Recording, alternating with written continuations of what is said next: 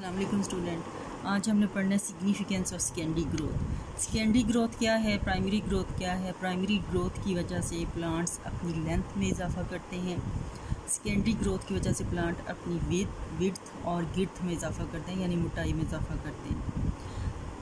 Stem and the root often begin to thicken after their apical meristem has produced embryonic और primary tissue.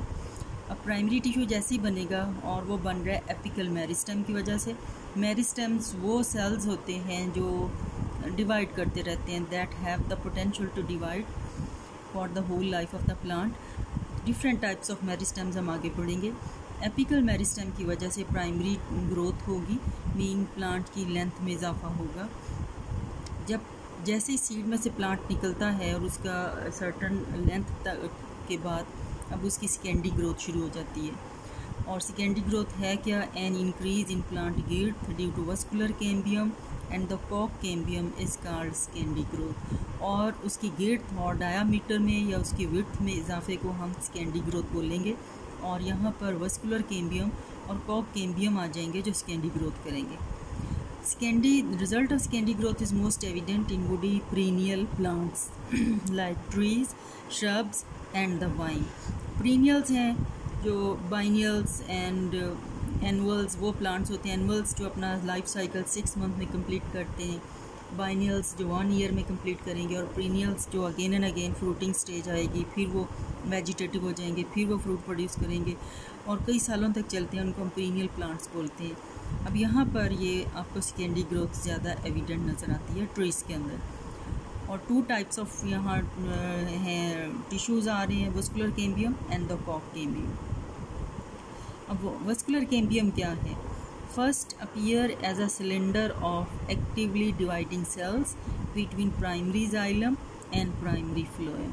अब ये actively dividing sales का एक cylinder है और ये कब अपीयर होगा? After the primary growth. और प्राइमरी स्टेम के अंदर प्राइमरी जाइलम और प्राइमरी फ्लोएम मौजूद होगा। जब उसकी सेकेंडरी ग्रोथ स्टार्ट होगी तो वस्कुलर कैम्बियम का एक सिलेंडर, एक्टिवली डिवाइडिंग सेल्स हैं ये अपीयर होगा between the primary xylem and primary phloem. अब इसके सेल्स में जब इजाफा होगा तो ये क्या बनाएगा? Vascular cambium give rise to new tissues.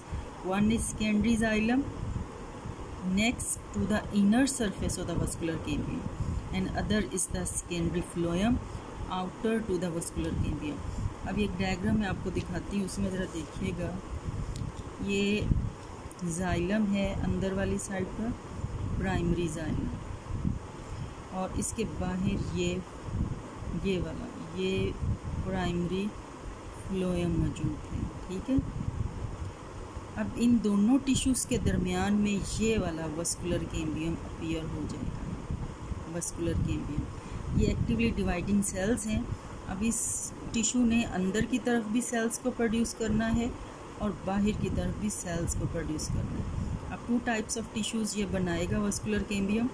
जब ये अंदर की तरफ जो सेल्स बनेंगे, ये जो इस तरह के हैं, इनको हम बोलेंगे सेकेंडरी जाइलम। और जो ये बाहर की तरफ सेल बनाएगा इसको हम बोलेंगे सेकेंडरी फ्लोएम। अब यहाँ आपने इसकी याद रखना है। अब इसने इनर साइड पर जो सेल्स बनाई हैं वो प्राइमरी जाइलम की आउटसाइड पे मौजूद है। ये प्राइमरी जाइलम था और सेकेंडरी जाइलम उसके बाहर मौजूद है, जबकि प्राइमरी फ्लोएम बाहर है और सेकेंडरी फ्लोएम उसके अंदर मौजूद है। तो यहाँ से आपने इसकी यह डायरेक्शन और इनकी जो रिंग्स हैं उनको याद रखना है। सबसे अंदर अगर पिथ मौजूद नहीं है स्टेम में तो वो का क्या होगा? Primary xylem. ये प्राइमरी जाइलम के बाद आ जाएगा सेकेंडरी जाइलम। सेकेंडरी जाइलम के बाहर होगी वस्कुलर कैम्बियम। वस्कुलर कैम्बियम के बाहर है सेकेंडरी फ्लोएम और सेकेंडरी फ्लोएम के बाहर होगा प्राइमरी फ्लोएम। उसके बाद पेरिसाइकल और एंडोडर्मस और एपिडर्मस वो फर्दर जो स्ट्रक्चर हैं स्टेम के अंदर वो मौजूद होते हैं। तो आपने ये इसकी लोकेशन याद रखना है। मैं दोबारा यहाँ से आपको बोल दूँ, vascular cambium give rise to new tissues, one secondary xylem inner surface to the vascular cambium, vascular cambium के अंदर की तरफ सेकेंडरी जाइलम बनेगा, and other is the secondary phloem outer to the vascular cambium, और vascular cambium के बाहर की तरफ सेकेंडरी फ्लोएम होगा। सेकेंडरी जाइलम ने क्या करना है, increase in the stem thickness. अब सेकेंडरी जाइलम की वजह से स्टेम की थिकनेस में इजाफा होगा over the years. Woody stem gets thicker and thicker, जैसे जैसे उसकी प्लांट की या ट्री की एज बढ़ती जाएगी वो थिक होता जाएगा, इसी वस्कुलर कैम्बियम की वजह से, क्योंकि वस्कुलर कैम्बियम ने हर ईयर के अंदर एक लेयर प्रोड्यूस करनी है सेकेंडरी जाइलम की, हर साल उसने 1 लेयर प्रोड्यूस करनी है सेकेंडरी जाइलम की। These layers are visible as rings, और ये जो लेयर्स हैं हर ईयर जो वो प्रोड्यूस करेगा, हर साल में एक रिंग जो उसने बनाना है वो रिंग की शक्ल में हमें नज़र आएंगे। अगर हम कटा हुआ स्टेम देखें तो उसके अंदर हमें रिंग्स नज़र आते हैं। वो एक रिंग जो है वो एक साल की ग्रोथ को शो करता है, अगला दूसरे साल की है, और तीसरा रिंग जो तीसरे साल की ग्रोथ को शो करेगा। 1 growth ring is formed in 1 year.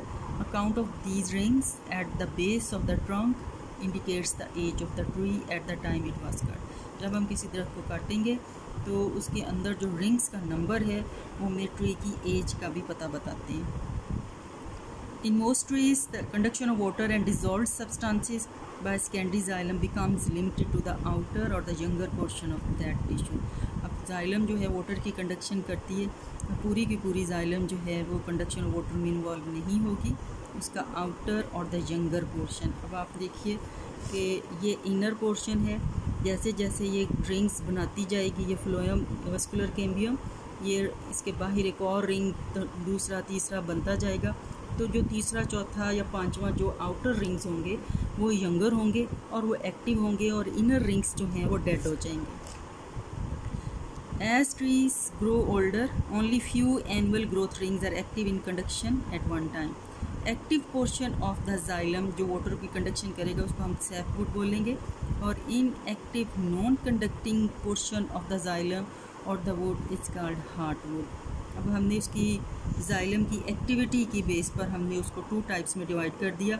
वो वाले जाइलम जो आउटर और द यंगर पोर्शन जो बाहर की तरफ मौजूद है वो कंडक्शन ऑफ वाटर करेगा, उसको सैपवुड बोलेंगे, और inner portion of the xylem जो है जो कंडक्शन ऑफ वाटर नहीं कर रहा वो डेड हो चुका, उसको हम हार्टवुड बोलेंगे। कुछ स्पीशीज़ के अंदर हार्टवुड के अंदर वैरायटी ऑफ केमिकल्स जमा हो जाते हैं, क्योंकि अब उसने वाटर की कंडक्शन नहीं करनी, तो रेजन्स, ऑयल्स, गम्स और टेनन्स उसके अंदर जमा हो जाती हैं जो कि उसके resistance to decay and insect attack से बचाती हैं, for example and red cedar and conifers.